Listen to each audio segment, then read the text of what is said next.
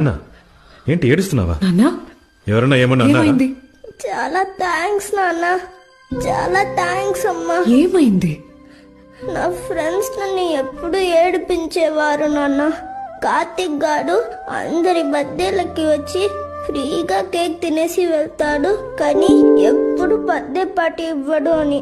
ఈ రోజు తర్వాత వాళ్ళెవ్వరూ నన్ను ఏడిపించరు.